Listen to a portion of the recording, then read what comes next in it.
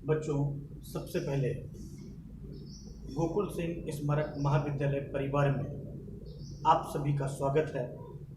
और बच्चों, आज की मेरी जो क्लास है ऑनलाइन की, वो है डीएलएड प्रथम सेमेस्टर।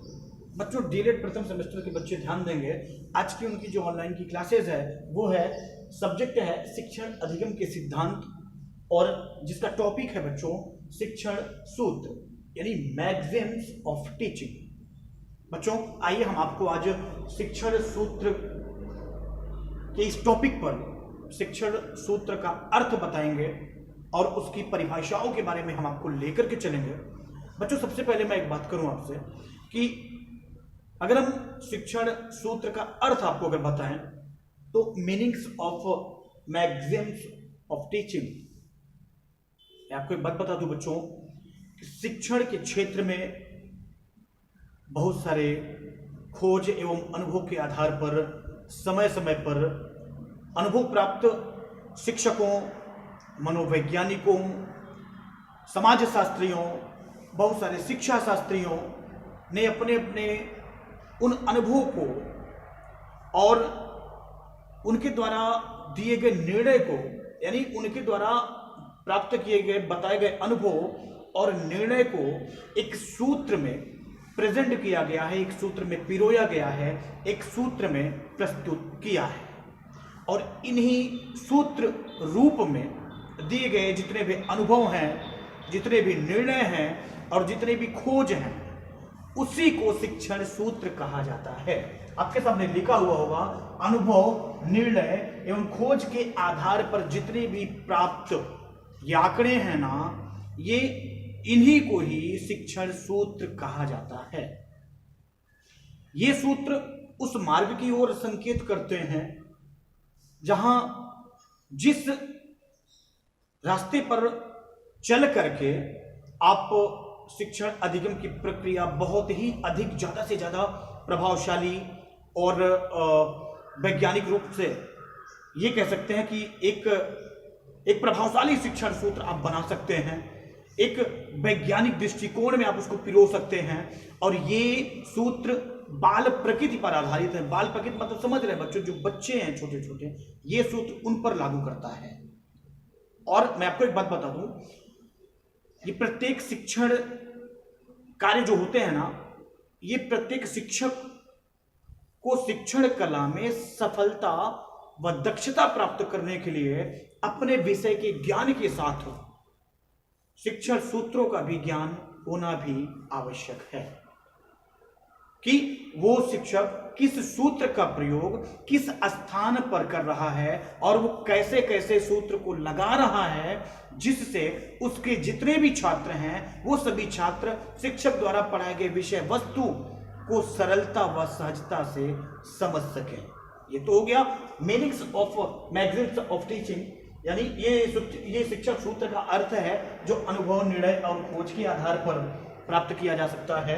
नेक्स्ट मैं लेकर के चल रहा हूं डिफिनीशन, परिभाषा पर। अगर शिक्षण सूत्र की परिभाषा के बारे में बात करें बच्चों, तो मैं आपको एक बात बता दूं, इसमें केवल दो प्रसिद्ध शिक्षा शास्त्री ऐसे रहे हैं जिन्होंने अपने अपने राय दिए हैं। पहला नाम है ऑक्सफोर्ड डिक्शनरी के अनुसार, यानी अकॉर्डिंग टू ऑक्सफोर्ड डिक्शनरी, और अकॉर्डिंग टू रेमंड के अनुसार, अकॉर्डिंग टू रेमंड। मैं आपको बताऊं बच्चों, ऑक्सफोर्ड डिक्शनरी के अनुसार जो है, सूत्र एक आम सच्चाई है जो विद्वान एवं अनुभव से ली जाती है, और ये सूत्र शिक्षक को सुचारू रूप से शिक्षण में सहायता करते हैं।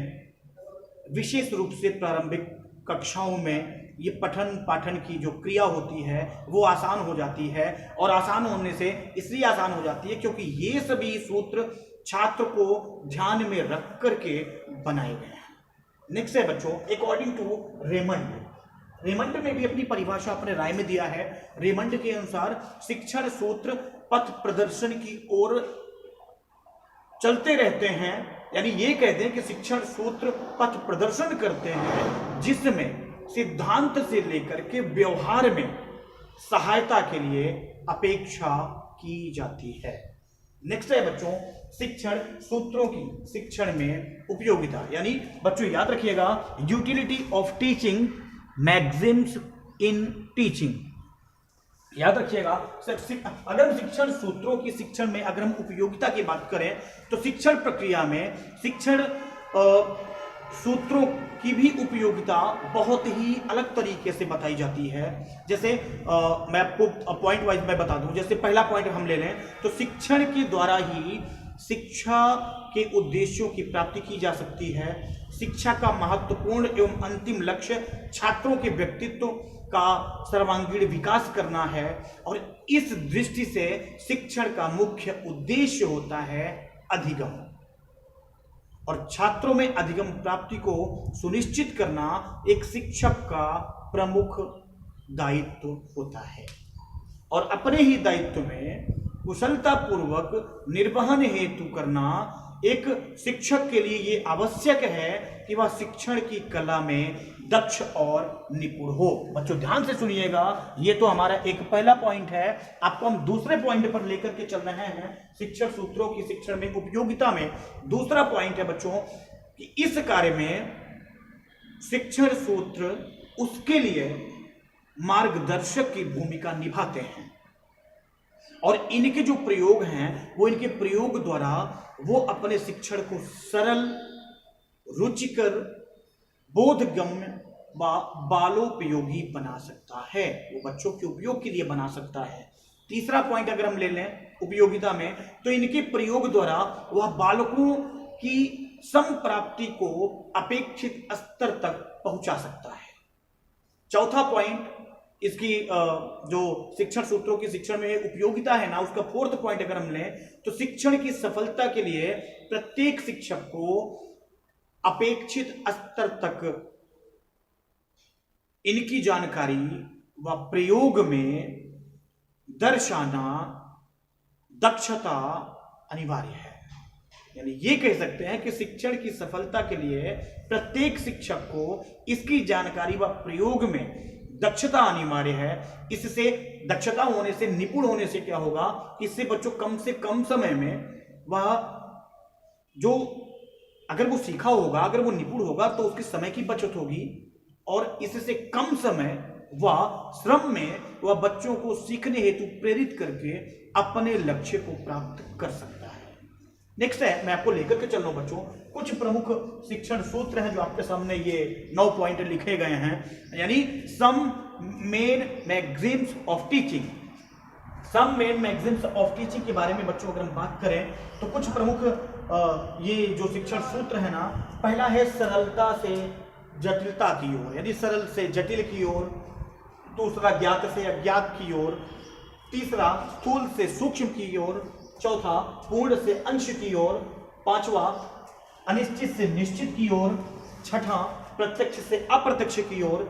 सातवां विशिष्ट से सामान्य की ओर। और आठवां मनोवैज्ञानिक से तार्किक की ओर। और नौवां है बच्चों याद रखिएगा प्रकृति का अनुसरण। आइए हम आपको पहले बारे में लेकर के चल रहे हैं। पहला है सरलता से जटिलता की ओर, यानी सरल से जटिल की ओर।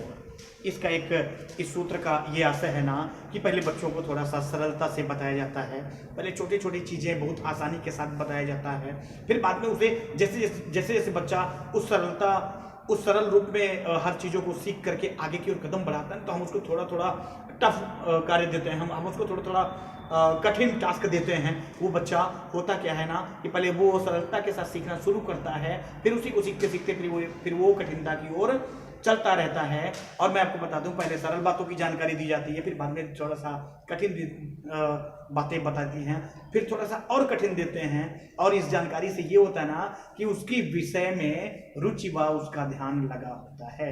और शिक्षक को अपने विषय को पढ़ाने की समय सारणी भी बनाते समय पाठ्य शिक्षण का इस प्रकार विभाजन करना चाहिए कि पहले सुगम पाठ पढ़ाए, पहले जो पाठ सरल हो उसका अध्ययन कराए, फिर बाद में वो कठिन पाठ पढ़ाए, फिर जिससे छात्र आसानी से अधिगम कर सके। नेक्स्ट है बच्चों ज्ञात से अज्ञात की ओर। बच्चों ज्ञात से अज्ञात की ओर मतलब ये होता है ना कि जैसे इस सूत्र के अनुसार अगर हम बात करें ना तो शिक्षक को बालकों के पूर्व ज्ञान को जांच लेना चाहिए और उसी प्रकार के आधार पर, उसी के आधार पर उन्हें नया ज्ञान प्रदान करना चाहिए। अर्थात ये होता है ना कि हमें बालक को नवीन ज्ञान देने से पहले उस शिक्षण बिंदु को संबंधित सामान्य जानकारी बच्चों को देनी चाहिए और उससे संबंधित ऐसे प्रश्न पूछने चाहिए जिसका पूर्व ज्ञान, जिसका पहले का ज्ञान छात्रों को मालूम। फिर उस विषय वस्तु पर अपना मन या ध्यान लगाना चाहिए जिसे वह नहीं समझा, जिसे बात तक जानता तक नहीं, क्योंकि वह सर्वथा नए नए तथ्यों के लिए बच्चे कठिन होते हैं और बच्चों को उस टेक्नोलॉजी की जानकारी नहीं होती है। और किसी पाठ्य में छात्रों की रुचि व ध्यान, याद रखिएगा, किसी भी पाठ्य में छात्रों की रुचि व ध्यान तभी संभव है जब उसमें जानकारी और नयापन दोनों सम्मिलित किया जा सके। तीसरा है स्थूल से सूक्ष्म की ओर। बच्चों याद रखिएगा, तो स्थूल से सूक्ष्म की ओर की अगर हम बात करें तो एक बहुत ही प्रसिद्ध इतिहासकार है, बहुत ही प्रसिद्ध शिक्षा शास्त्री है हर्बर्ट स्पेंसर। आपने नाम सुना होगा। हर्बर्ट स्पेंसर ने इसी सूत्र को स्थूल से लेकर सूक्ष्म की ओर तक का ये जो सूत्र है ना, वो हर्बर्ट स्पेंसर ने इस सूत्र को अपनाने पर विशेष बल दिया है। और इनके अनुसार हर्बर्ट स्पेंसर ने कहा था कि हमारे पाठ का जो प्रारंभ है ना, वो स्थूल वस्तुओं से किया जाए और उसका जो अंत हो सूक्ष्म वाला होना चाहिए। यानी शुरुआत हम स्थूल से करें और अंत हम सूक्ष्म से करें। इस सूत्र को मूर्त से अमूर्त की ओर भी नाम दिया गया है। बच्चों याद रखिएगा, स्थूल से सूक्ष्म की ओर का एक और नाम दिया गया है मूर्त से अमूर्त की ओर। याद रखिएगा बच्चों। और बच्चों के शारीरिक विकास के साथ साथ इसमें उनका मानसिक विकास भी होता है।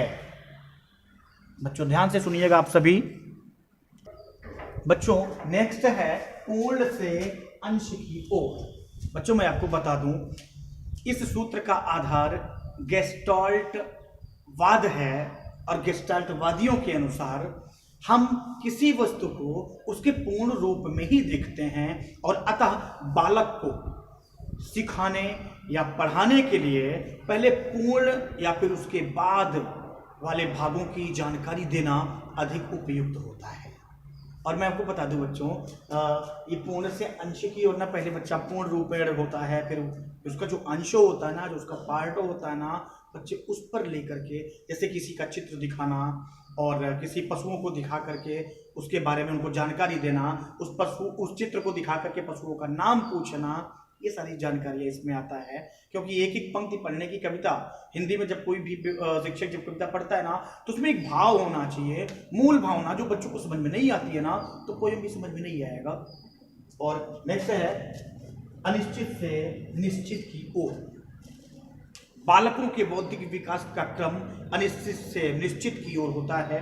मानसिक विकास व अनुभव के साथ साथ उसके विचारों में स्पष्टता व निश्चितता आती है। और शुरुआत में बच्चों को किसी घटना या किसी तथ्य या अथवा वस्तु का स्पष्ट व निश्चित ज्ञान नहीं होता है।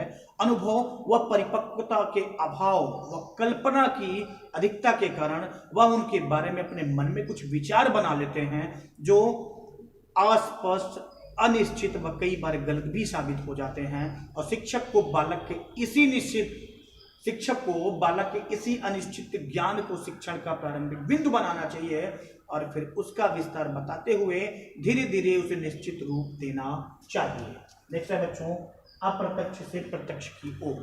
बच्चों मैं आपको बता दूं, इस सूत्र के अनुसार बालक को सबसे पहले उन वस्तुओं का ज्ञान देना चाहिए जो उपलब्ध है और हम जिन्हें दिखा सकते हैं, उसके बाद उन वस्तुओं का ज्ञान देना जिन्हें हम सिखा सकते हैं। जिन्हें हम सिखा ही नहीं सकते उसको ज्ञान क्या देंगे। इसका तात्पर्य यह है कि पहले बालक को वर्तमान की बातें बतानी चाहिए और फिर उसके बाद भूत और भविष्य की बातों का ज्ञान कराना चाहिए। प्रत्यक्ष का ज्ञान सरलता से हो जाता है, अपेक्षाकृत अप्रत्यक्ष वस्तुओं को शिक्षण के समय प्रत्यक्ष ये जो तथ्य है ना, वो तथ्यों, वस्तुओं और एग्जाम्पल्स का जितने भी उदाहरण का ये प्रयोग होता है ना, वो किया जाना चाहिए। और इससे ये होता है कि जब हम एग्जाम्पल का प्रयोग करेंगे ना, तो उन्हें समझने के बाद बालक के लिए अप्रत्यक्ष बातों को समझना आसान हो जाता है। नेक्स्ट है बच्चों, विशिष्ट से सामान्य की ओर। पहले छात्रों के सामने विशिष्ट उदाहरण प्रस्तुत करने चाहिए, फिर उन्हीं उदाहरणों को एक माध्यम बनाना चाहिए, उन्हीं उदाहरण के माध्यम से सामान्य सिद्धांत या सामान्य नियम निकलवाने चाहिए। और ये सूत्र जो है, ये जो सूत्र है ना, वो बालकों को निरीक्षण, परीक्षण, विचार, चिंतन, ये सभी के अनुसार ये अवसर प्रदान करता है और इसमें बच्चे रुचिपूर्वक सीखते हैं, जिससे प्राप्त ज्ञान अस्थायी होता है। और विज्ञान, गणित तथा व्याकरण के शिक्षण में ये सूत्र बहुत ही विशेष उपयोगी है। नेक्स्ट है बच्चों, मनोवैज्ञानिक से तार्किक की ओर। बच्चों याद रखिएगा, आप सभी हम लेकर के चल रहे हैं। बच्चों नेक्स्ट है मनोवैज्ञानिक से तार्किक की ओर। बच्चों मैं आपको एक बात बता दूं, इसके अनुसार बालक को कोई भी विषय उनकी रुचि, उनकी आयु, उनकी जिज्ञासा, शारीरिक और मानसिक शक्ति को ध्यान में रखते हुए पढ़ाया जाए। अर्थात विषय या पाठ्य वस्तु को प्रधानता ना देते हुए बालक की रुचि, उसके स्तर को वरीयता दी जाती है।